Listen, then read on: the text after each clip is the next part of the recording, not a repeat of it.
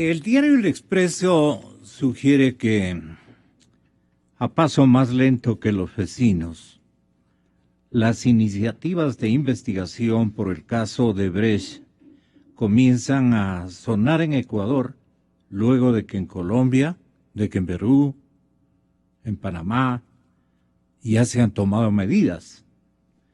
Desde tres frentes hay comprometimientos y ofrecimientos de trabajo. En el lado judicial, por ejemplo, el fiscal Galo Chiriboga ha conseguido cita para reunirse con las autoridades de Estados Unidos y analizar la cooperación internacional en los casos Petroecuador y Odebrecht.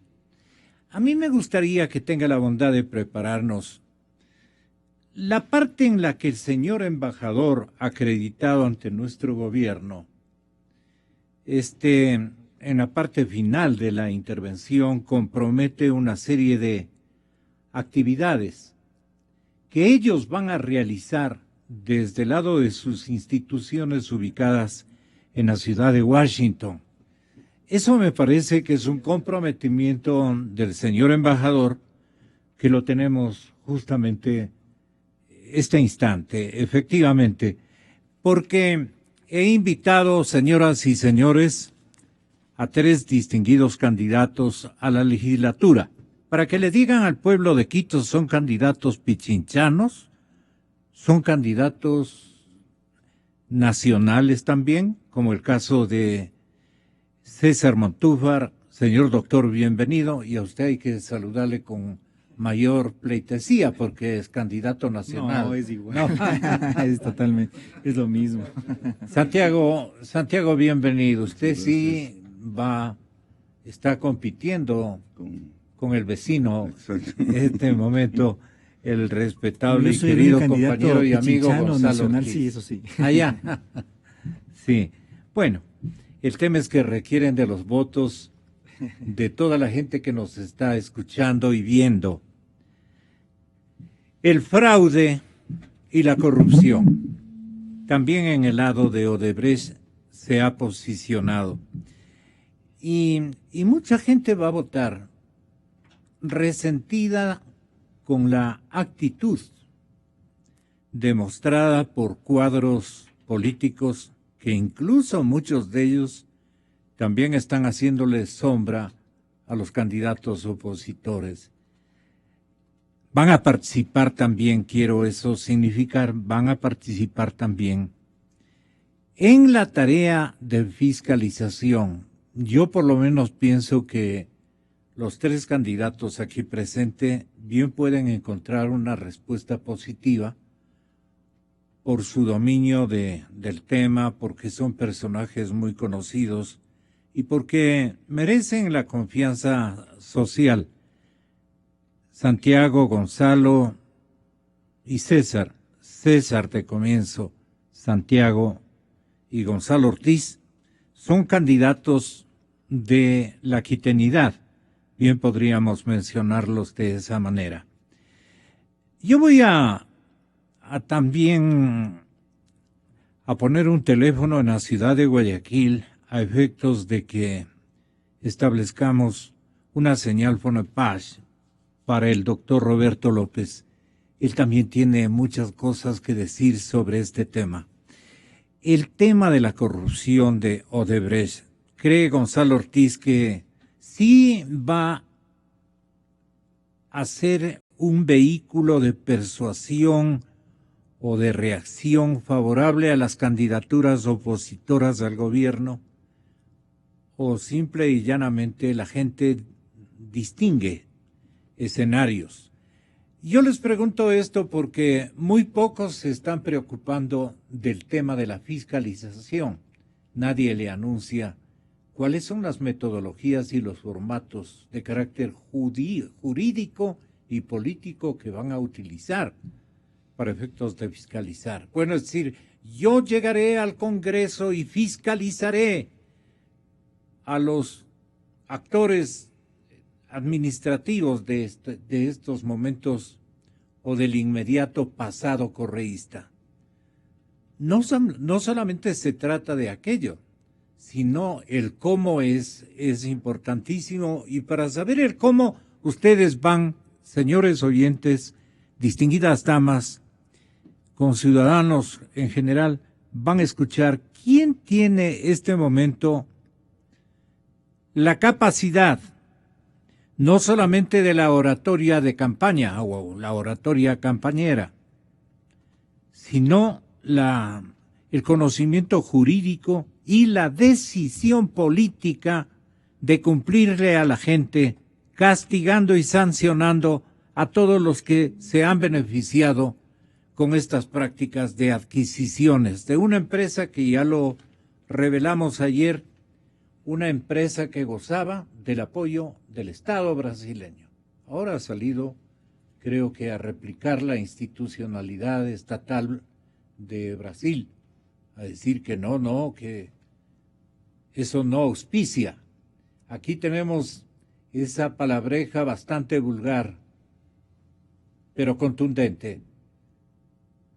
Aquí tenemos la alcahuetería, que ha sido también uno de los pecados mortales que han tenido los partidos políticos en su ejercicio administrativo.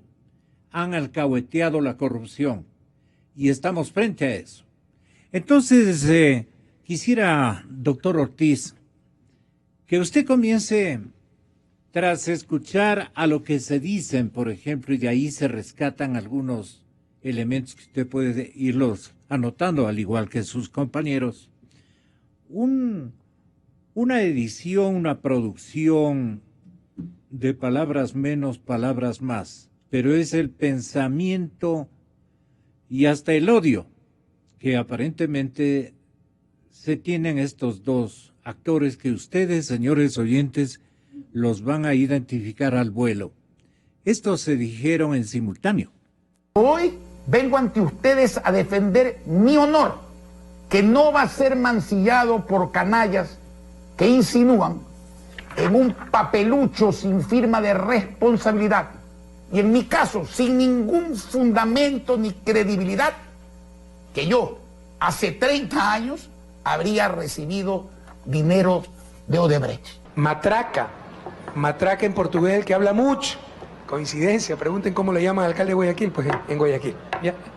Entonces, sin lugar a dudas, ahí está el nombre de Jaime Nebot. Otra cosa es si recibió dinero, yo no estoy diciendo eso, pero está en la lista de los contactos, parceros.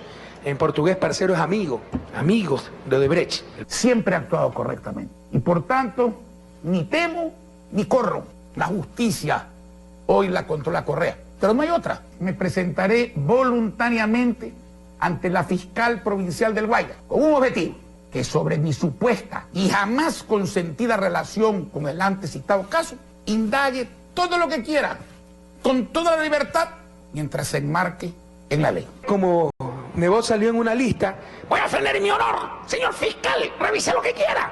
Eso lo hicimos hace rato nosotros, pregúntele al Contralor. Le pedimos que nos revise todo nuestro patrimonio. Ministros, viceministros, secretarios e incluso gerentes de las empresas públicas. Se han pedido reportes a todos, no podría decir a todos, pero a muchos lugares de movimientos financieros, ¿no? Que reporten si se da cuenta de algún funcionario. No se ha encontrado absolutamente nada. Pero la próxima semana volveré a la justicia con otro objetivo: solicitar varias diligencias preparatorias para luego iniciar la acción penal pertinente que tarde o temprano lleve a la cárcel, a donde deben estar, a todos los autores materiales e intelectuales y cómplices de la infracción penal que han cometido al imputarme falsamente un delito. Se tienen los recibos de pagos y pronto se sabrán muchas más cosas de Odebrecht de esa época. En esa época se hizo el contrato multimillonario con Odebrecht para el trasvase a Santa Elena. Vamos a ver pues qué dicen ahora los de siempre. Claro, vamos a defender nuestro honor. Y nosotros también vamos a defender nuestro honor. Y le vamos a demostrar al pueblo ecuatoriano quiénes son los verdaderos corruptos, compañeros. No podemos permitir que políticos sin escrúpulos, obsesionados por mantener el poder o hacerse de él, y con la ayuda de escribientes y portales que infaman las redes sociales, difundan y pretendan convertir en verdades informaciones proporcionadas por sobornadores.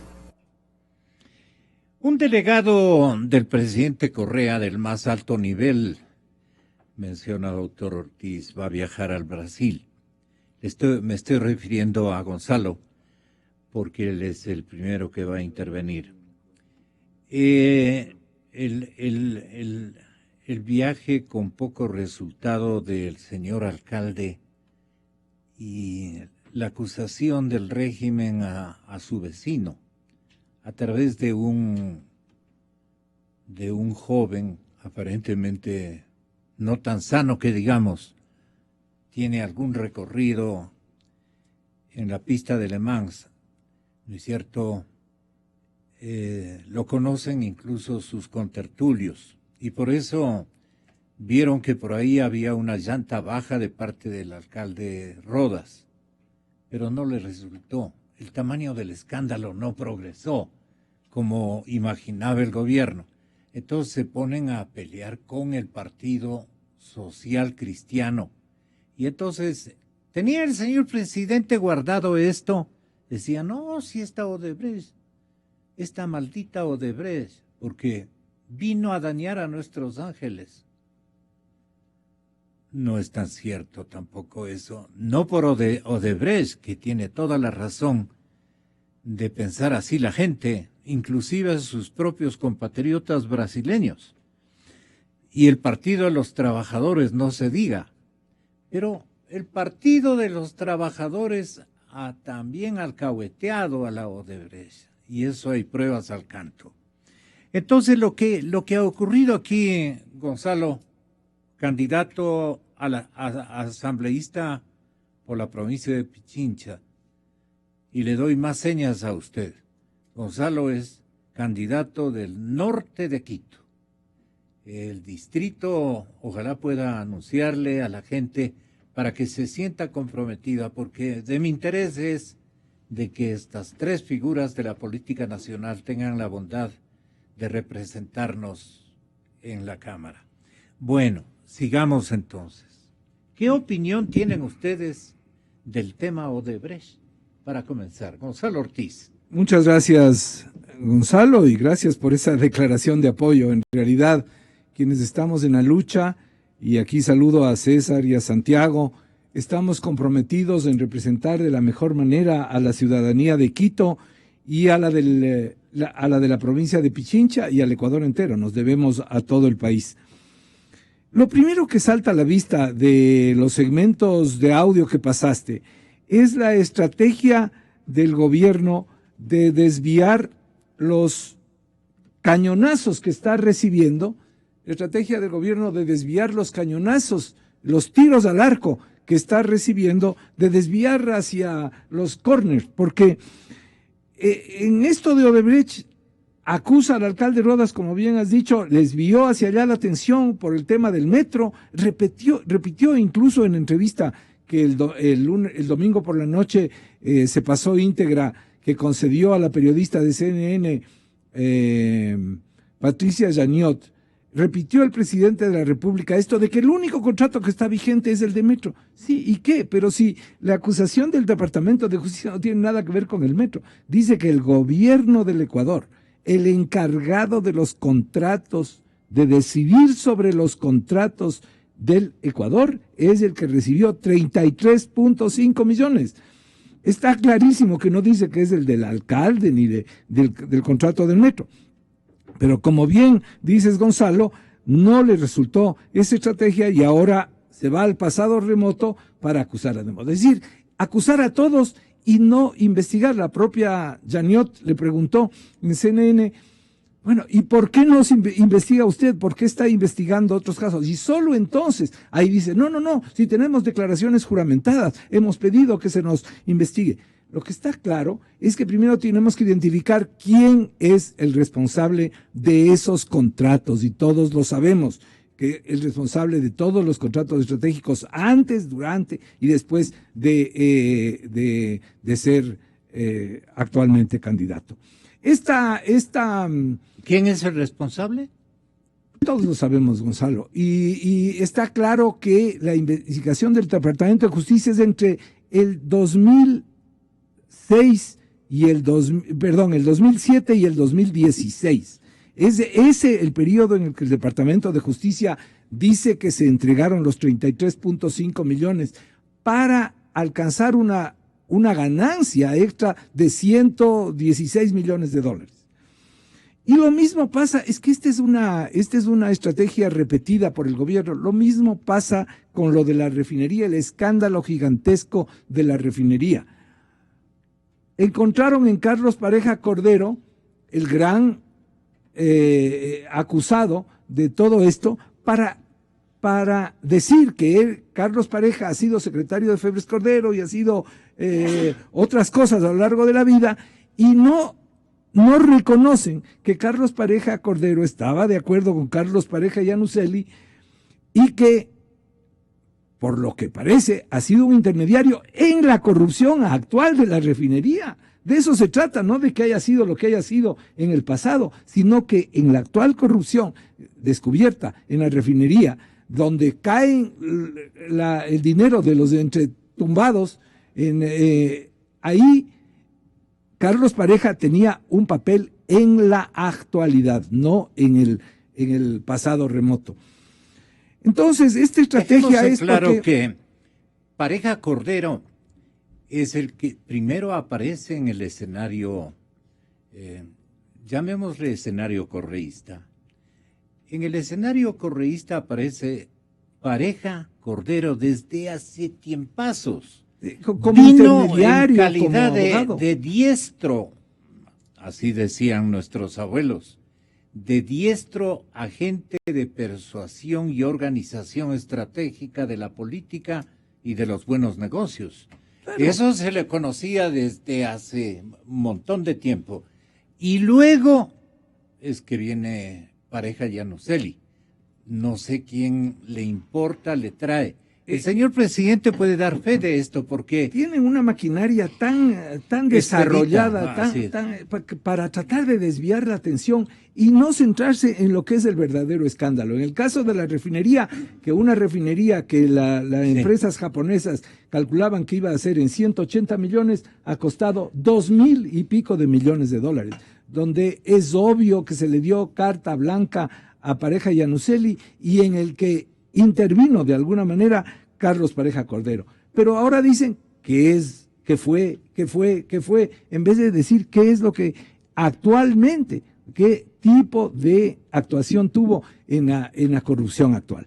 Esta estrategia del gobierno, sin embargo, es desesperada. Sí, vale la pena que también nos deje diciendo en esta primera parte cómo piensa usted fiscalizar este milagro, el más complicado del que tiene que sacudirse el régimen. Yo creo que hay que comenzar por algo práctico, y es devolverle a la Asamblea su capacidad fiscalizadora. No la tiene. Para eso, claro, no la tiene. Y para eso hay que cambiar el código orgánico de la función legislativa, porque le hicieron código y le hicieron orgánico, para que sea más difícil de cambiar. Pero eso difícil. Vamos a tener que hacerlo. Y felizmente creo que en una asamblea en la que va a estar representantes con una mucho mayor variedad y que no va a haber un bloque dominante exclusivista que responda a los intereses del Correato, entonces va a ser posible llegar a la mayoría necesaria para poder cambiar ese código. ¿Por qué digo que eso por ahí hay que comenzar? Porque si no, no se puede fiscalizar. Actualmente un bloque legislativo no puede llamar a un ministro, no puede iniciar una investigación. En las leyes solo los ponentes son los que cambian, ponen, quitan, sacan, introducen los artículos, sin que sea el Pleno el que lo discuta. Es decir, hay varias cosas que cambiar en la mecánica y en el alcance de lo que es la Asamblea Constituyente para fiscalizar. Una vez hecho eso y simultáneamente tenemos que investigar todo lo que ha pasado, tenemos que pedir la documentación, tenemos que estudiarla y tenemos que llegar a las conclusiones necesarias sobre esta corrupción que corroe al país, que igual que en las casas del terremoto es la sal que corroe el hierro y entonces se caen las casas. El Ecuador se está cayendo en pedazos y nosotros acabamos con el continuismo, como dice Paco Moncayo, o acabamos con el continuismo o el continuismo acaba con el Ecuador. Eso es muy cierto. Ninguno de los gobiernos que antecedieron a y peor, el que este momento ocupa la Casa de Gobierno, puede vanagloriarse de que ha logrado reestructurar a la sociedad ecuatoriana en sus valores éticos. Yo creo que hemos ido por un camino mucho más vergonzoso para nuestros hijos de lo que nosotros no hemos podido hacer como padres. Esta sociedad está más corrupta que nunca y somos responsables de aquello. Este gobierno no tiene ninguna posibilidad de reivindicar, más bien ha sido un mal ejemplo para todos los jóvenes, para todos los niveles de ecuatorianos que están aprendiendo de lo que nosotros le estamos ofreciendo como referencia. Y hemos sido unos cuadros referentes mal ejemplosos, y por la negligencia absoluta y total de cuando ustedes y muchos de nosotros hemos tenido, como este medio de comunicación, en mi caso, no hemos tenido la perseverancia y la fuerza de poder echar a andar una campaña. Hemos acolitado de alguna manera las distorsiones que se han venido gestando y ahora nos quejamos. Yo quería hacer este reparo común. Eso es lo que nos ha ocurrido. No es que los cuadros de Alianza País, los cuadros anteriores también, los mismos consultorios judiciales, o como llaman, perdone apelo, los mismos consultorios jurídicos. Sí, ellos participaron ya de gobiernos en la época de Maguad, en la época de fulano, sultán, y perdónenme por solo acordarme de Maguad. En todos los gobiernos han estado los mismos artistas jurídicos o judiciales imponiendo prácticas y denotando sabiduría para hacerse de los dineros públicos. De eso, ¿quiénes son los culpables? Por eso es que yo les traigo acá y les pido que tengan la bondad de explicitar cómo van a fiscalizar. Señor doctor César Montúfar. Muchas gracias, Gonzalo. Un saludo a Gonzalo Ortiz y también a Santiago Guarderas. Un gusto compartir con ellos esta conversación. Gonzalo, quiero pedirle autorización para hacer una referencia importante a un tema que usted lo topó, que creo que es particularmente relevante en esta campaña. Yo soy candidato nacional y soy quiteño. Y creo que esa referencia a la quiteñidad es importante. Porque fíjese usted esto, que quisiera yo hacer notar a la ciudadanía. El pueblo de Quito salió en los meses de agosto, julio y agosto del año 2015 a protestar contra esta ley de la plusvalía. El pueblo de Quito salió nuevamente a las calles durante todo el año 2015 y el año 2016 en diferentes ocasiones. ¿Y qué ocurrió? Fue reprimido brutalmente por el gobierno. Se nos lanzó caballería, se nos lanzó las motos encima. Fuimos reprimidos al punto de que en el informe, y lo tengo, en el informe del Comité contra la Tortura de Naciones Unidas, se menciona el hecho de que la represión policial en este gobierno ha sido terriblemente agresiva. Y la persona que comandó, que dio la orden de reprimir al pueblo de Quito, el represor de Quito, ahora le está pidiendo el voto a los quiteños para llegar a la asamblea. Por eso la referencia a la quiteñidad que usted hizo, Gonzalo, es particularmente importante. José Serrano, primer candidato asambleísta por Alianza País, el represor del pueblo de Quito, el que nos lanzó caballería, el que nos lanzó motos para impedir que levantemos nuestra voz, ahora nos pide el voto. Yo como candidato quiteño no tengo más que decir la verdad y rechazarlo. Quiero ir a lo que usted preguntaba con mucha concreción, Gonzalo. Cuando yo fui asambleísta en el año 2009 al 2013, en agosto del 2012 presenté un proyecto de reforma a la ley orgánica de la función legislativa.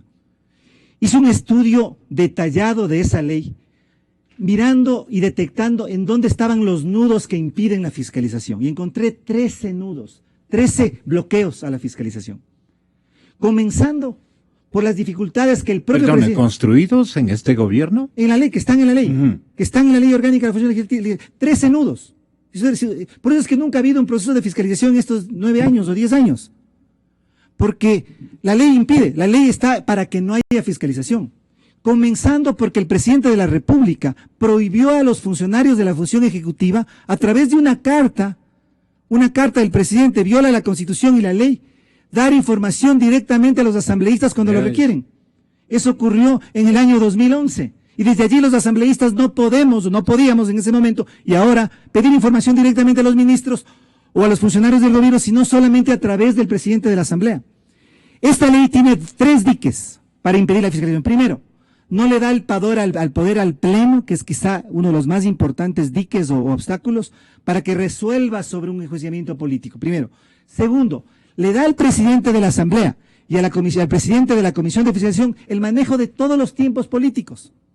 Si es que se iniciara un juicio político por el caso de Brecht, posiblemente en 6 meses o un año recién llegaría a tomarse la decisión para que el Pleno decida. Cuando ya los temas políticos son intrínsecamente, consustancialmente coyunturales. Y tercero, lo más grave, tiene un equívoco conceptual muy grave, y es que uno solamente puede enjuiciar políticamente a un funcionario si es que demuestra como fiscalizador, como legislador, que ha habido incumplimiento de funciones. Como si el problema del control político y la fiscalización fuera un tema administrativo y no político.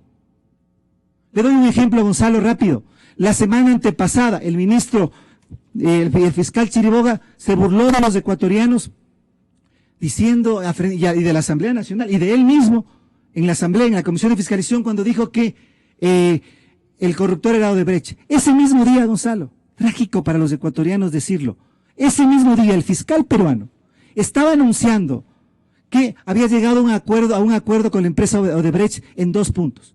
Primero, para que Odebrecht le dé toda la información sobre las coimas, los sobornos, los contratos, los sobreprecios. Y segundo, le adelantaba al Estado peruano $30 millones por concepto de las pérdidas que le ha ocasionado la corrupción promovida por esta empresa. El enfoque fue similar al de Panamá. Exactamente, lo mismo ocurrió en Panamá. Pero aquí el fiscal ecuatoriano, que no hace nada, que no ha sido... O sea, ¿cómo se le demuestra incumplimiento de funciones si es que él fue a la Asamblea y se burló de todos? Su obligación es ir a la Asamblea.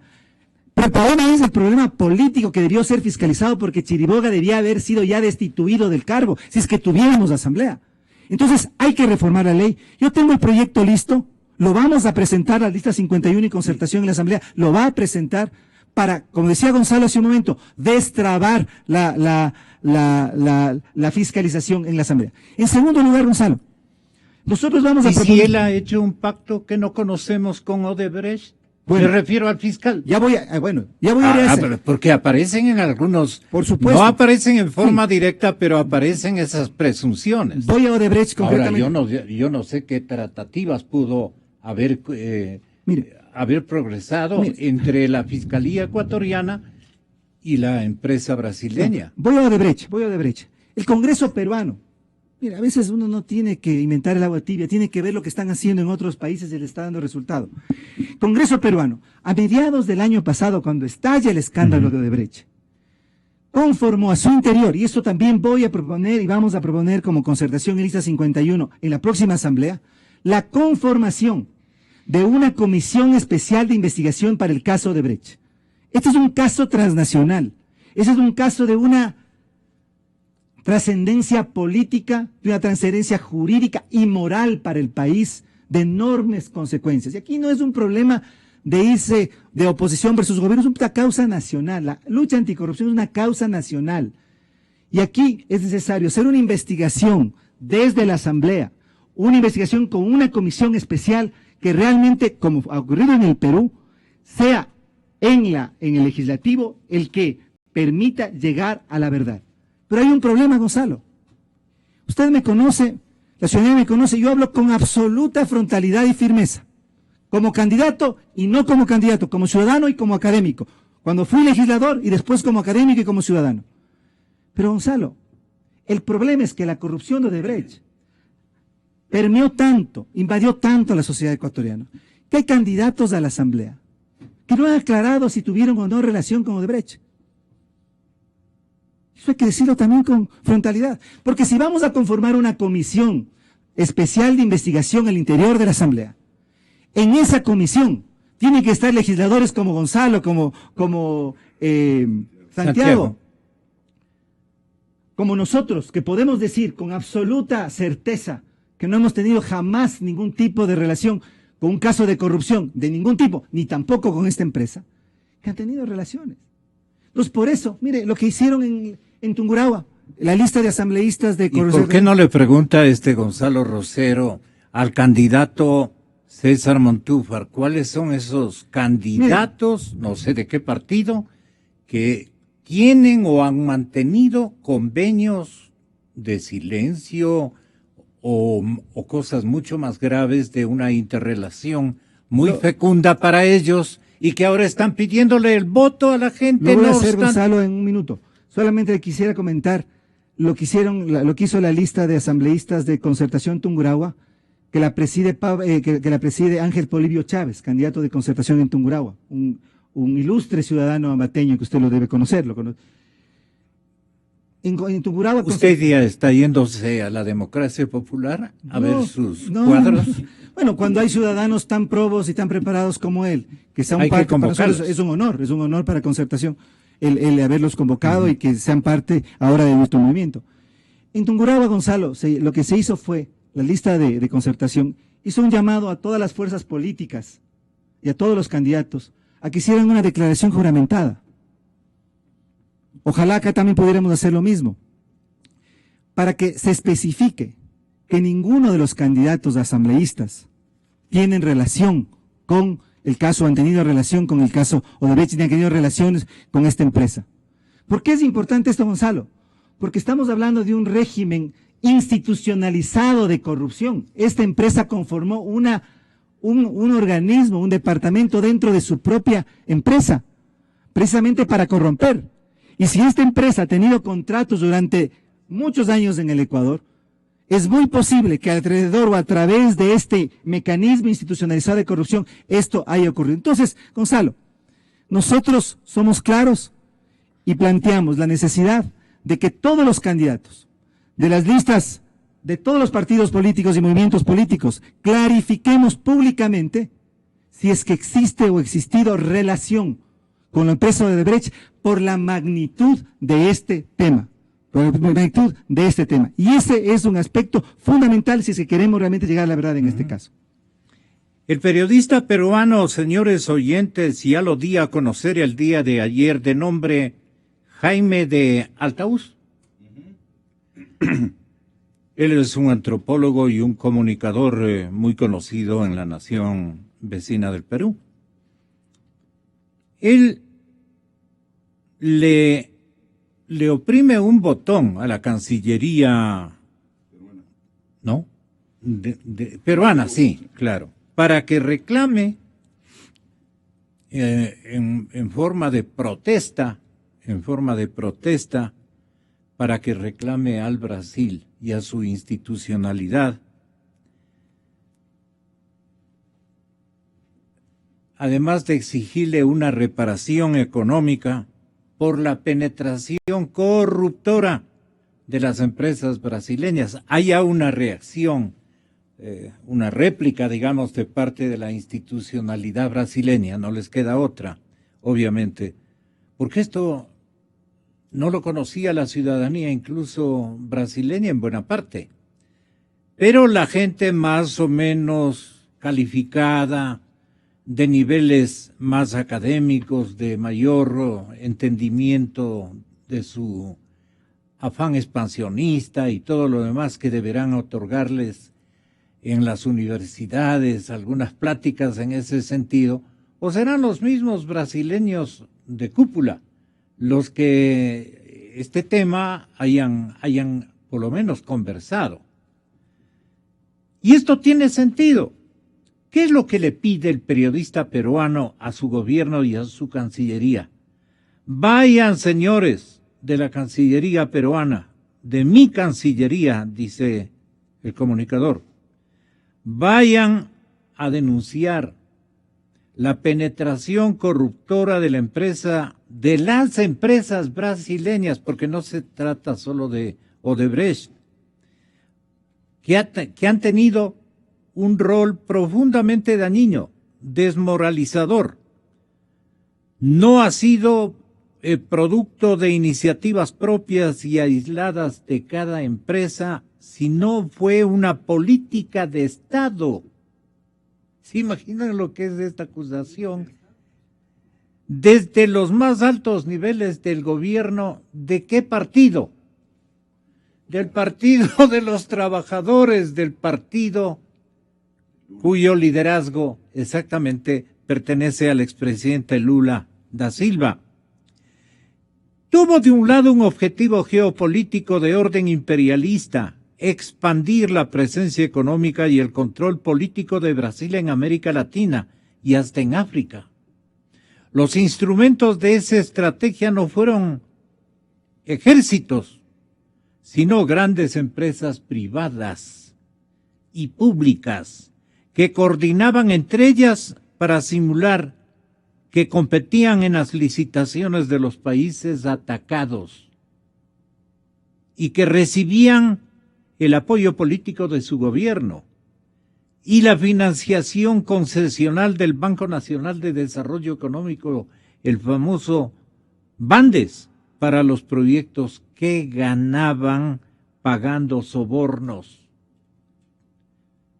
Se sobornaba incluso para conseguir la facilitación de proyectos innecesarios. Ellos se encargaban de hacer los estudios, le convencían a cualquier asambleísta o conjunto de asambleístas, le convencían con dinero, con coimas, obviamente, y entraban con los ministros indispensables para que apoyen, o directamente hablaban con el presidente de la República de turno. Eso es lo que están denunciando. Imagínense ustedes, si esto hay en el Brasil, aquí nos demoramos como que estuviéramos en vacaciones de honestidad, ¿no? Y el señor fiscal se da el lujo de decir, ya veré, cuando le ordeno a la Laurita que compre un pasaje a Washington, para yo personalmente ir a ver qué está ocurriendo. Más pronto habla el representante diplomático de Estados Unidos, el señor embajador norteamericano, más pronto habla él que nuestro fiscal. Y vea lo que dice. Sí, la Fiscalía ha pedido información sobre este caso. Está siendo mandado a Washington, al Departamento de Justicia, a través de los canales ya establecidos. ¿Nombres? Yo creo que hay mucho interés en este. Yo puedo casi no caminar en las calles y gente está llegando a mí pidiendo los nombres. Eso es parte de cooperación legal que vamos a tener a través de los tiempos. Nosotros no salimos con información de nuestro Departamento de Justicia si no había dado o no había hecho un estudio, una investigación muy detallada. Entonces, nosotros investigamos las declaraciones, nosotros recibimos pruebas de estos sobornos que fueron hechos y eso es parte de la investigación. Por eso lleva tiempo para comprobar estas acusaciones, estas evidencias de coimas. Y quiero enfatizar que el caso Odebrecht es un caso judicial, no es un caso político. Yo no puedo darle una idea exactamente cuándo es ocurrir. No es dictado por cuándo son las elecciones en Ecuador. Son decididos por los investigadores y lo que es mejor para la investigación. Hay más elementos que acumula en su intervención el señor representante de los Estados Unidos ante nuestro gobierno y nuestro país. Pero lo dejamos para el momento adecuado. Santiago Guarderas, candidato a la legislatura por la provincia de Pichincha, actor y figura conocida en una multiplicidad de causas que él ha reclamado acción fiscalizadora a los que eventualmente van a ser sus colegas.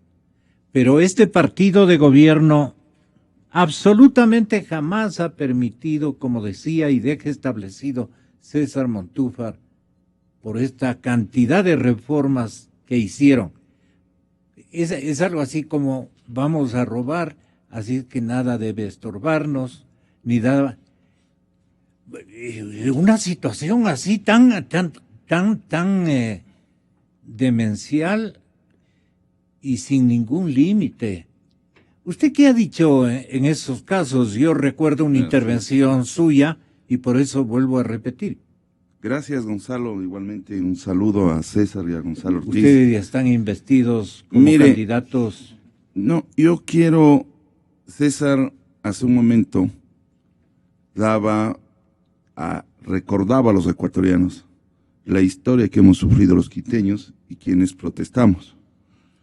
Y daba a conocer una realidad, las reformas que se hicieron en esta década, en este gobierno, en materia de fiscalización en la Ley Orgánica de la Función Legislativa. Y, naturalmente, también tenemos que recordar quién fue la presidenta de la Comisión de Justicia en ese entonces, que motivó las reformas al Código, a la Función Legislativa, que fue nada más ni nada menos que Paula Romo, de Ruptura de los 25, actualmente aliada al movimiento Acuerdo Nacional por el Cambio. En esa época se discutían dos proyectos de reformas a fiscalización. Una presentada por Vicente Tayano, que facilitaba la fiscalización y que lamentablemente Paula Romo impidió que se haga y se montó. María Paula Romo impidió, y aquí está César Montúfar, probablemente creo que estuvo en el periodo en que se hicieron las reformas a la función legislativa, y por eso me gusta mucho escucharle a Gonzalo Ortiz, que quiere hacer esas modificaciones que han impedido, ciertamente, el que se haga una fiscalización seria. Ya César lo ha señalado con toda propiedad cuáles son los nudos, así que no debemos sino apoyar esa iniciativa de esas reformas, que ahora veo que Gonzalo Ortiz, que está en la misma línea, vamos a hacerlo porque eso es justamente lo que se tiene que hacer para fiscalización. Pero no solamente queda ahí, Gonzalo, porque hay dos temas además. El asambleísta está obligado a presentar las denuncias y acusaciones particulares ante la Fiscalía. No está impedido. El hecho de que sea asambleísta no significa su papel se limita a hacer esta fiscalización y a solicitar informes o documentación, sino que tiene que ir a la Fiscalía y tiene que plantear las denuncias y tiene que plantear las acusaciones particulares y seguir y presionar, y de esa manera, como representante de la ciudadanía, exigir justamente que se cumplan con las disposiciones de condenamiento. Pero también han dejado a un lado el juicio político. Recordemos que Mauro Andino, presidente de la Comisión de Justicia actual, cuando fue el fiscal general a dar a conocer el tema de Odebrecht, ¿sí? Lo ha dicho Andino, que el fiscal conocía antes de que escapara Carlos Pareja Yanusele de las irregularidades y de la participación de Carlos Pareja. Y el fiscal se cruzó de brazos. El fiscal tendrá que responder penalmente, porque no solamente los delitos se cometen por acción, sino por omisión.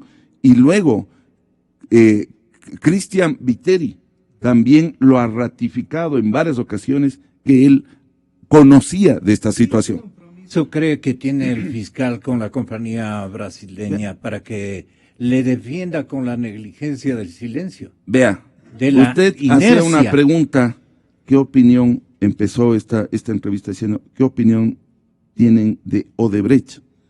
Odebrecht es el símbolo más alto que identifica la corrupción de este gobierno y de esta década saqueada. Y el fiscal es parte de toda esta trama del gobierno. Pero no solamente de este gobierno. Ahí está no, el detalle.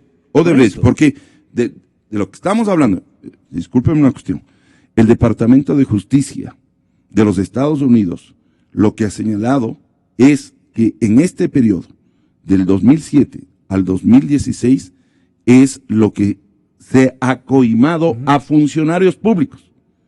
Y aquí una cosa, y aquí yo comparto plenamente lo que decía Gonzalo Ortiz, este gobierno lo que trata es de disparar a todo mundo a efecto de que a él le salga a una aureola de santos.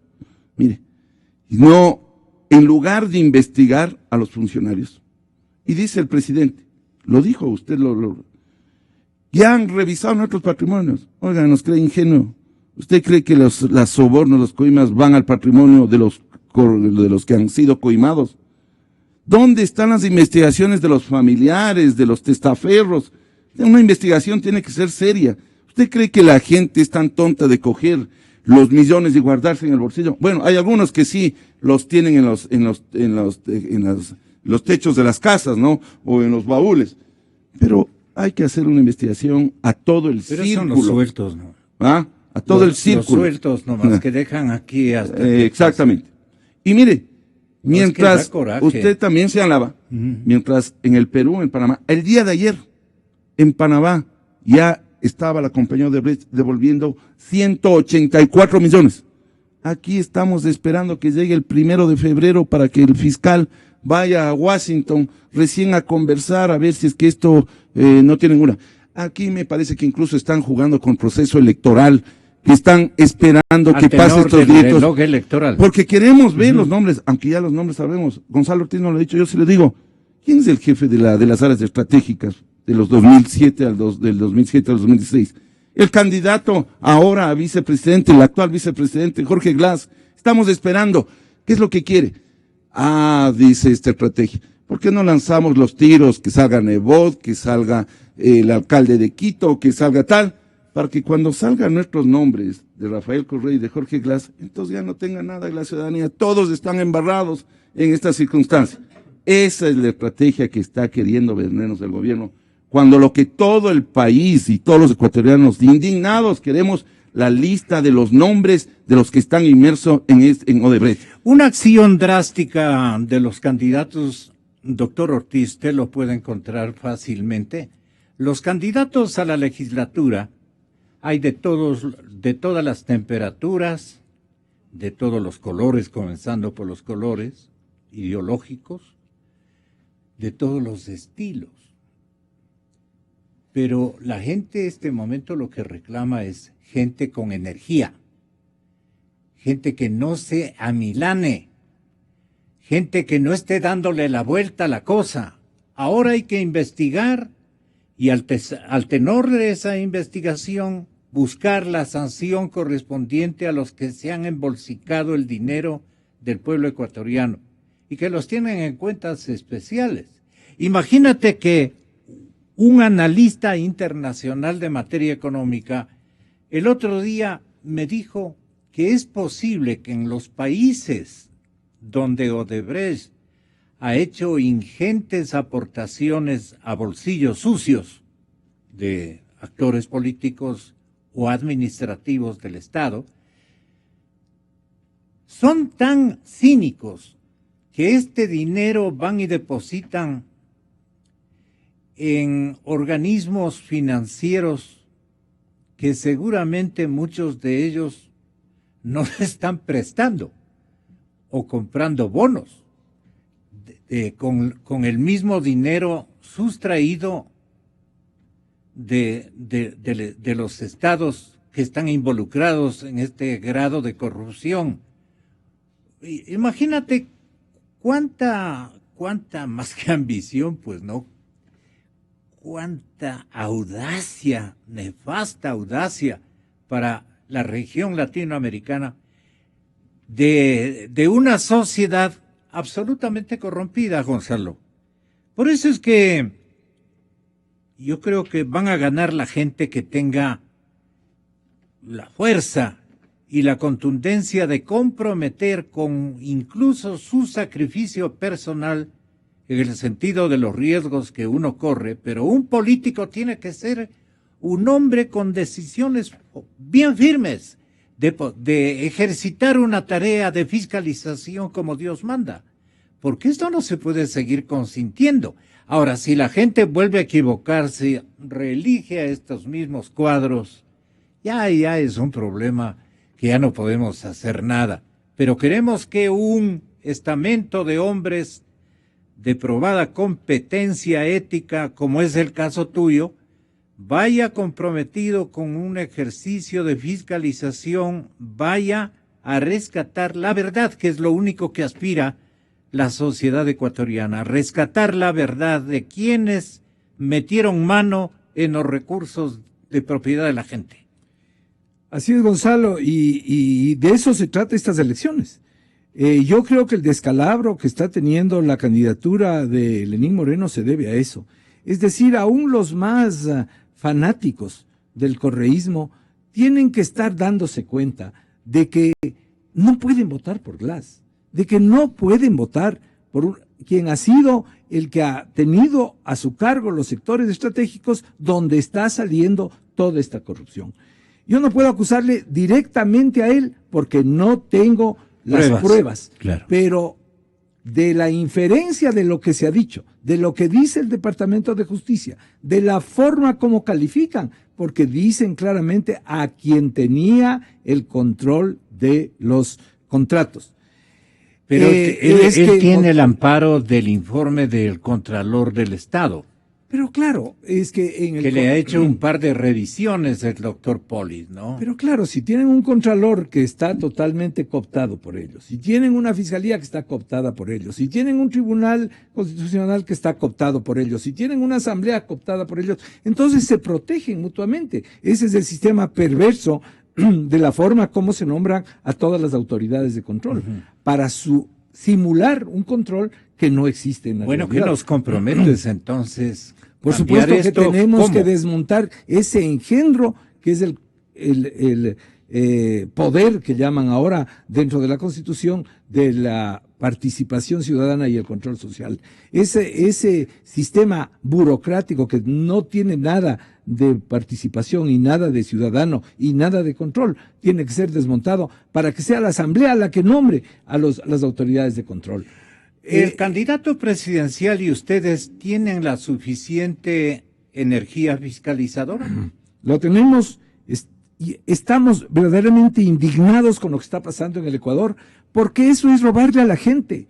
El problema de la corrupción, que para muchos tal vez les parece ajeno, es que les están robando, porque por esa falta de dinero, el presidente Correa tuvo una explicación que verdaderamente es cantinflesca. Decir que si le dan de la comisión, entonces no hay perjuicio para el Estado. Eso dijo Correa. Es absurdo pensar así, porque lo que pasa es que con el sobreprecio, que es robarle al Ecuador, robarle a los pobres, robar escuelas, por eso es que no hay medicinas en los hospitales, por eso es que hay profesores unidocentes, incluso en estas maravillosas y tan habladas unidades educativas del milenio. Lo propio ocurre con los hospitales. Con los hospitales se los públicos. Ve magníficos, ¿no? Y claro, pero hay que esperar 7 horas para una atención. No hay médicos. Esta situación es tan tremenda precisamente por eso, porque se ha robado el dinero del pueblo ecuatoriano. No es que le han dado de la comisión y que por tanto no le ha pasado ninguna factura hacia el pueblo. Eso es lo que nos indigna y eso es lo que tenemos que ir a la Asamblea a desmontar. Eso es lo que tenemos que ir a investigar y eso es lo que tiene que llevarnos a castigar a los culpables, a aquellos que han robado millones. Esa es una de las cosas que es más asombroso, 33.5 millones. Esta cantidad que se ha entregado al que controlaba los contratos es una cantidad gigantesca de dinero que se ha robado al pueblo ecuatoriano. Por eso hay que fiscalizar con energía, no permitir que sea el presidente de la Asamblea el que maneje los tiempos y que por tanto deje para las calendas griegas. Hay que investigar urgentemente. Apenas lleguemos a la Asamblea, tenemos que comenzar esta labor de fiscalización. Ok, doctor Matufar, ya vamos terminando, pero ¿dónde está el dinero? ¿Dónde suponen ustedes los futuros padres de la patria, ¿dónde suponen se encuentra ese dinero? Jorge Rodríguez tiene esta idea. Cuando a mí me dicen, acá le hicimos la revisión al funcionario por disposición que le dimos a nuestro empleado, el contralor, para que verifique el patrimonio de determinados funcionarios, eso es nada, pues es lo que tienen acá adentro específicamente. El verdadero dinero de la corrupción está afuera. Y no es en los paraísos tributarios, sino es en el sistema financiero internacional. Sistema financiero internacional que... Tal vez no será donde nos compran los bonos. En todo lado, pues, es justamente porque los Estados Unidos inician una acción de esta naturaleza, porque aquellos bancos que están afuera también tienen oficinas adentro. Y como operan también con las oficinas adentro y como hacen contratos Odebrecht con compañías norteamericanas, asumen la capacidad o la jurisdicción para iniciar una investigación de esta naturaleza. Lógicamente toman toda la información que no solamente implica a las compañías norteamericanas, sino también a las compañías que están vinculadas a nivel de todo. Sí. Doctor Matúfar, ¿la lentitud de la Fiscalía responde a tiempos políticos? Por supuesto, aquí no tenemos una fiscalía que realmente esté cumpliendo con su función, con lo que dice y lo que está prescrito en la Constitución. Gonzalo, mire, yo creo que usted señaló un tema que me parece que vale la pena destacar.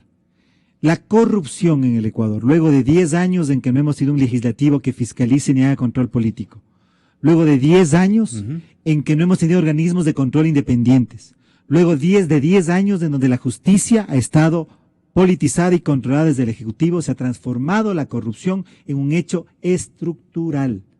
Ya no estamos hablando de hechos aislados, como quizá era en el pasado, excepciones a la regla. Hoy la corrupción es la regla y es estructural y sistémica.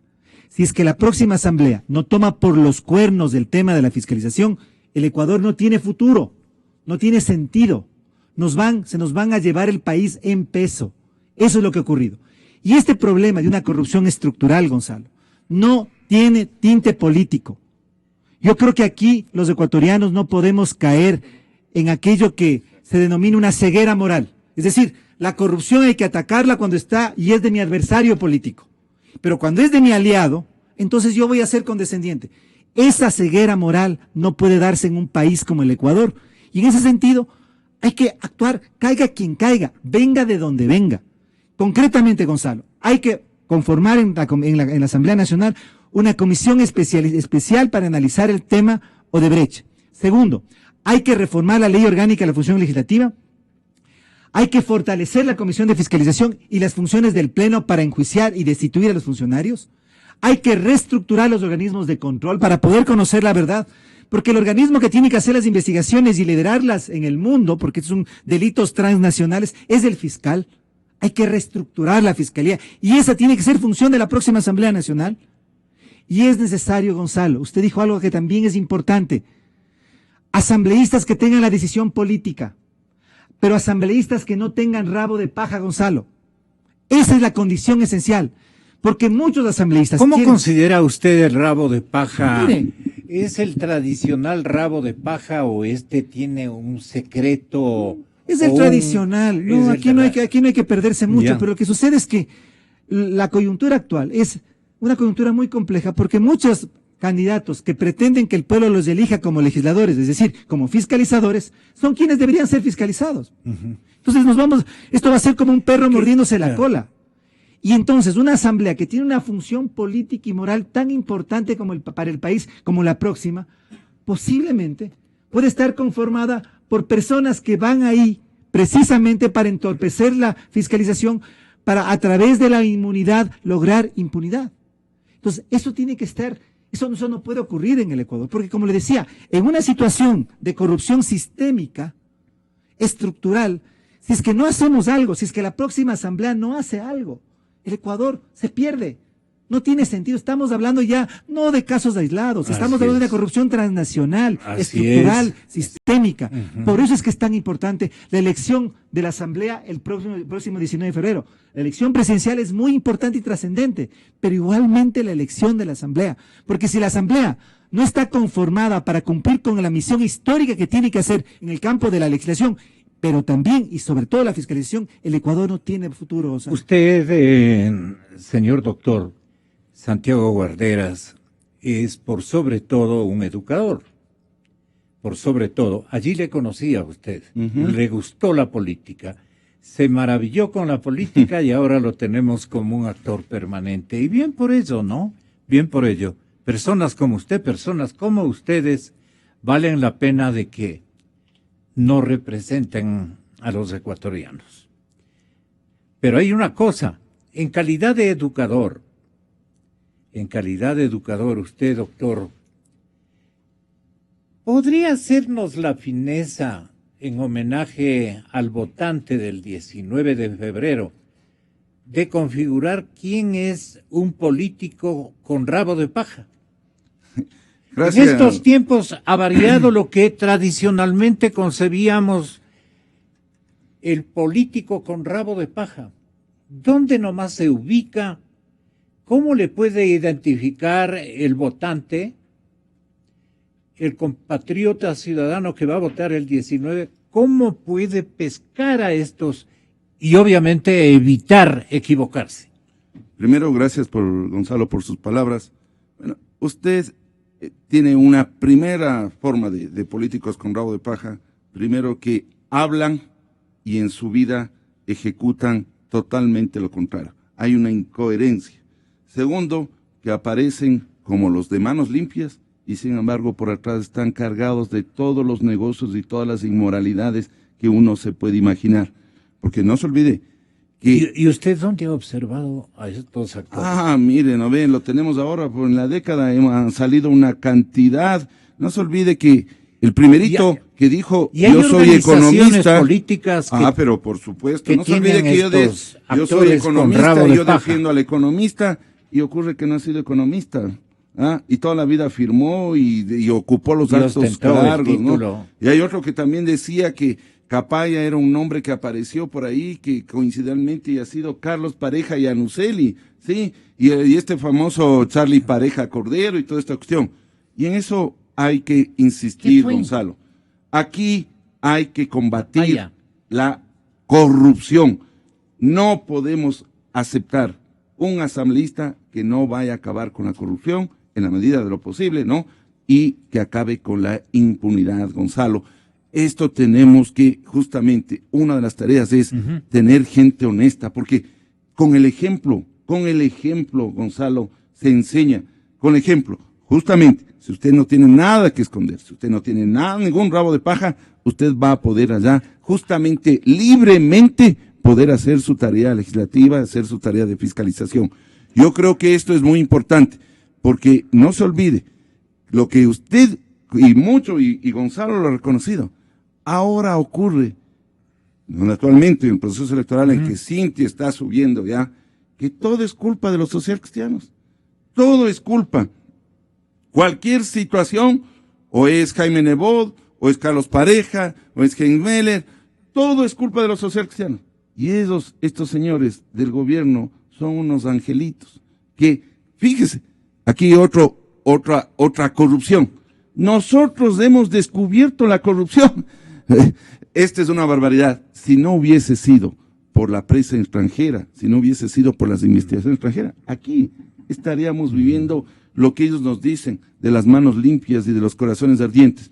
Cuando aquí, en este gobierno, está, y en el pasado, nadie dice, toda la corrupción, de donde provenga, de cualquier línea, de cualquier región, tiene que ser combatida. Porque no podemos que ese dinero que pertenece al pueblo ecuatoriano se distribuya entre estos que lo único que han hecho es un daño y un perjuicio, y por eso no solamente aquí, y Cintia Vitera lo va a hacer, yo creo que también un reclamo al gobierno de Brasil, porque justamente el daño es de esa política de Estado. En la época en que el señor presidente de la República creía que Carlos Pareja Yanuseli era un hombre más honesto que el señor arzobispo, no, con todo respeto, arzobispo que me está escuchando, le pido mil disculpas por esta comparación. Entonces yo le decía, no, pues, pero usted es Capaya, pues, Carlos Pareja Yanuseli. ¿A usted le viene a la memoria esta empresa Capaya S.A.? La he visto en los le atribuyen como que es suya, Porque dice Carlos Pareja y Anuceli Capaya. No, ¿sabe que yo busqué nada que ver. No, nada que ver. Bueno, y si yo hubiera estado en los Panama Papers, hubiera sido el primero en salir, ¿o no? ¿No le parece? Desde luego. Desde luego. Entonces, pues, felizmente me da la razón. Busqué en el internet como curiosidad y hay varias empresas con estas siglas de nombres y que se pueden hacer combinaciones, de manera que eso no me preocupe lo más de mí. Y en ese tiempo él no era tan famoso, pues no creo que hayan habido empresas que hayan usado las siglas de él. Bueno, solo para recordar cuántas cosas nos han dicho y nos han hecho. Doctor Roberto López. Doctor, bienvenido, muy buenos días. ¿Cómo ve usted esta película de corrupción, doctor? Evito hacerle preguntas, más bien marco su indignación, casi siempre permanente, porque usted es un hombre de bien, doctor López. Estoy para molestarle. ¿Qué momento está viviendo la sociedad ecuatoriana con esta corrupción que redondea una instancia de vida de la ecuatorianidad, pero con las peores calificaciones? Pero no es solamente problema de nuestra sociedad como país, sino, mire usted lo que está ocurriendo en la región. Y este afán expansionista brasileño desde el Estado brasileño que le dan por hecho de que, francamente, y perdonen por el término nuevamente, alcahuetea a los cuadros políticos o a los líderes políticos que hacen política robando.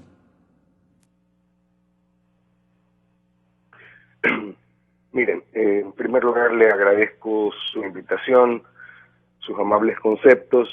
Para mí es un lujo participar en un foro en el que comparta opiniones con los excelentes panelistas que usted tiene, Santiago, Gonzalo, mi buen amigo César, todos ellos de primera línea.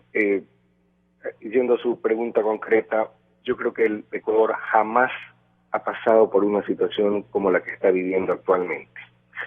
Hace muy poco tiempo salió publicado en el diario El Universo que se había desviado 9.15 millones de dólares del multipropósito BABA a un banco en Andorra, según declaraciones del contador de Odebrecht en la Fiscalía de Brasil, el señor Roberto Trombetta, doy el nombre.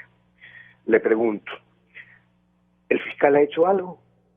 ¿Ha dicho esta boca es mía? Ha movido, estamos hablando de 9 millones de dólares con los cuales se hubieran hecho un montón de escuelas, se hubiera comprado un montón de medicinas. Desgraciadamente la danza, ya no es de los millones, sino de los miles de millones, ha hecho que la sociedad ecuatoriana cambie sus percepciones y no perciba como suyo aquello que lo es. 9 millones de dólares que son de nuestros impuestos.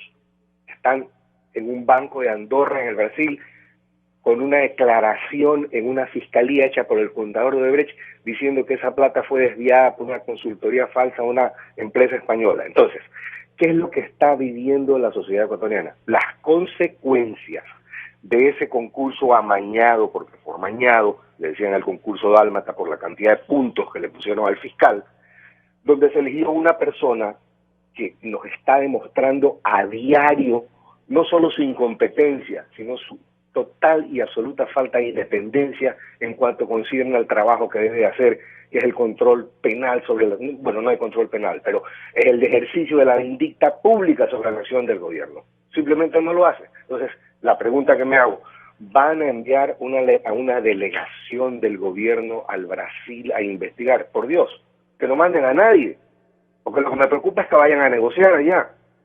Entonces, la sociedad ecuatoriana está, como dije hace un momento, pasando por una etapa que no ha vivido nunca. Estamos expectando frente a nuestros ojos cómo el gobierno, cómo un régimen hace cosas y dice otras. Porque encima toda la propaganda es, pues si nosotros somos los que hemos delatado la corrupción, pero es que eso no se lo cree ni un niño de 5 años, ¿no? Entonces, ¿cuál es la fórmula que tenemos que enfrentar? Porque encima todas estas autoridades se van a quedar mucho más tiempo de lo que dura el próximo gobierno. Es decir, se nos han burlado de la democracia al construir, mediante la Constitución de Montecristi, un sistema político que les permite permanecer no solo el próximo periodo de gobierno, sino todavía 1 o 2 años más. Eso es una burla al carácter alternativo de la democracia, porque lo único que vamos a cambiar es el presidente. Entonces veo a los candidatos que salen por la televisión. El día domingo he visto al doctor Sicuret, mi buen amigo, diciendo que la única forma de desmontar el correísmo pues es haciendo una reforma parcial de la Constitución. Pues eso es un error, eso no es cierto. La Constitución prohíbe, en los artículos 441 y 442, reformas que signifiquen regresión de derechos. Si se consulta, si hay que suprimir el Consejo de Participación Ciudadana, se está suprimiendo lo que ellos llaman, porque es un derecho constituido, pero es el derecho de participación que está en la Constitución, ¿ya? Entonces, no se puede hacer una consulta popular, están diciendo algunas personas, para desmontar el correísmo, porque además hay otro factor. Los plazos por los que fueron designados todos estos señores, que se van a quedar hasta la Corte Constitucional 9 años más, dice la Constitución, se van a quedar hasta que me muera yo probablemente. Todos estos señores han sido elegidos de acuerdo con una Constitución que fue votada por el pueblo en referéndum. Los plazos fueron aprobados por el pueblo. Entonces, no se puede hacer una consulta para desmontar el correísmo, como se está diciendo. Lo único que se puede hacer es convocar a una asamblea constituyente. Que la asamblea constituyente representa la inestabilidad, la intranquilidad. No, señores. Una constituyente como la de Montecristi significa un salto al vacío. Una constituyente como es en todas partes en el mundo civilizado, para reformar la Constitución, y así lo enseña el autor de la teoría del poder constituyente, que es Manuel Sigues. La constituyente solo da la Constitución, no hace actos de gobierno. Entonces, ese es el camino que tenemos, pero la sociedad ecuatoriana no lo quiere abordar, no queremos discutir por qué es necesaria una nueva Constitución. No queremos que el próximo presidente se posesione sin jurar la Constitución, ¿no? Hay que reformarla. No queremos que el próximo presidente se pueda ir, igual que todos sus ministros, mandándole una cartita al Congreso, en vez de hacer, como fue toda la vida en las constituciones del Ecuador, que se queden a responder por sus actos por lo menos 1 año más. No queremos una constitución que permita una serie de cosas y de abusos, porque al próximo presidente le puede gustar pues gobernar así. Entonces hay que tomar el toro por los cuernos y asumir el reto de que la única forma de desmontar el correísmo es una asamblea constituyente. Así sale, doctor. Aquello es verdad. Gracias, doctor López. Doctor Ortiz, le molesto de última hora. ¿Cómo puede todavía reivindicarse Galo Chiriboga como fiscal y como ciudadano? A mí me da mucha pena porque todos hemos sido muy amigos de Galo desde la época en que trabajaba en Ildis y demás. Y esta deriva hacia una posición de tanta debilidad, de que ha sido pues objeto de burla durante semanas en las redes sociales por sus declaraciones, tratando de... Pero él también se ha sonreído de nosotros. Papaya, sí, en cierto sentido se burló de todos nosotros al hacer eso. Entonces, la única forma de que él se reivindique es que realmente avance en esa investigación. El esperar hasta el 1 de febrero para ir allá es, claro, obviamente, el no querer levantar esto y reventar, destapar la olla de grillos, ¿no? Que reventaría, como el propio Correa lo dice, pues 1 semana antes de las elecciones que digan los nombres. Entonces quieren retrasar lo más posible y enlodar a todo el mundo para ellos quedar incólumes. Pero yo lo que digo es a los votantes, incluso a estos fanáticos del correísmo, que todavía los hay, incluso a esa gente que considera a Correa poco menos que a Dios, ¿no? Incluso a ellos, con Andorra y todo, pero con todo. Están más bravos que nunca. Pero yo creo que los mismos de Andorra. Va a costar horrores votar por Glass. ¿Cómo votar por Glass? ¿Cómo votar por Glass en una situación como la de ahora, en que vemos esta corrupción que gotea? Es que la gente dice, yo no voto por Glass, sino por Lenin. Cada una de las instituciones del Estado. La gente dice eso, pero es votar por los dos, pues es votar por Glass también. Ese es el binomio. Y votar por Glass yo creo que a muchos correístas, a pesar de todo el cariño que le tengan a la Revolución Ciudadana, a pesar del lavado de cerebro, porque realmente están lavados de cerebro, lo último, el compatriota corazón en el Montúfar, fondo les va a decir que no, y no van a votar por ese binomio. Señor candidato. Mire, Gonzalo, un poco siguiendo la línea de pensamiento de Gonzalo en este momento, Gonzalo Ortiz. Yo sí estoy preocupado por algo. Yo creo que hemos caído en una guerra de encuestas. Una guerra de encuestas. Y si uno mira los resultados de las encuestas que se han publicado en los últimos días... No se ponen de acuerdo en el segundo lugar. Es tremendo. Es realmente tremendo. Pero si uno hace un promedio de lo que dice esa información, por una carambola electoral causada por el ventajismo que tiene el gobierno y la lista oficialista dada por el CNE, causada por la dispersión de candidatos presidenciales de la dispersión de la oposición, los candidatos presidenciales, y causada por esta desinformación de los ciudadanos, podemos tener una carambola electoral en que Lenín Moreno gane en primera vuelta. Yo creo que sí hay que asumir esa realidad y esa preocupación. Y nosotros desde Concertación, la lista 51... Aritméticamente, ¿cómo puede ganar Lenín Moreno? Es que Gonzalo, si usted mira y hace una contabilización del porcentaje que aparece en las encuestas, con lo que serían los votos válidos, en realidad, si es que en las encuestas aparece con un 34, 33, 34, 35, eso ya se convierte en 40%. Y la Constitución dice que si el primer candidato tiene más de 40% y el segundo... y le saca al segundo una diferencia de más de 10 puntos, y en todas las encuestas hay una diferencia mayor a 10 puntos. Así es. Con relación al segundo. Está hecho. Entonces, por una carambola electoral, el Ecuador podría seguir el camino de Venezuela. Es decir, que se reelige un gobierno sin viabilidad política, sin propuesta, atravesado por la corrupción. Y el 22 vuelve Correa. Entonces, yo sí creo que, y Gonzalo, nosotros sí queremos hacer un llamado a los encuestadores, a las firmas encuestadoras, de que faltan 15 días para que comience la veda de información de las encuestas. Porque según el Código de la Democracia, estas únicamente pueden publicarse hasta 10 días antes de las elecciones. Un llamado a que den una información para que los ciudadanos orienten su voto, para evitar esta carambola electoral. Un llamado a que hagan una encuesta donde esté con una misma ficha técnica, con los mismos protocolos, con las mismas preguntas, con la misma metodología, para que podamos los ecuatorianos saber la verdad, porque si no, lo que tenemos en este momento, yo le hablo aquí como candidato, pero también como ciudadano que lo que piensa como fundamental es que el correísmo no puede continuar, porque si el correísmo continúa y se reelige Lenín Moreno por una carambola electoral en primera vuelta, el Ecuador se va al barranco, se venezolaniza. Entonces, yo creo que ese gesto patriótico de las firmas que hacen estudios de opinión pública es importantísimo en este momento para que los ciudadanos puedan votar con información. Y los ciudadanos que están pensando en la segunda opción, entonces puedan decidir con base en información. Pero lo que tenemos, esta guerra de encuestas, en que cada uno busca ubicarse en segundo lugar, pero en realidad toda la ciudadanía está desinformada, yo creo que está creando condiciones indirectamente, porque no creo que esto es intencional. ¿Usted tiene ganas de pensar de que están contratados? No. Yo lo que estoy diciendo es que por una carambola electoral y la desinformación podríamos tener la tragedia. Si no en el fuera país. Candidato, tal vez cambiaría de opinión. No, Gonzalo, estoy hablando ahorita porque siento lo que todos los días la gente me pregunta en las calles. Concertación que tiene una línea de oposición, no tiene un acuerdo electoral con ningún candidato de oposición. Nosotros decimos sí.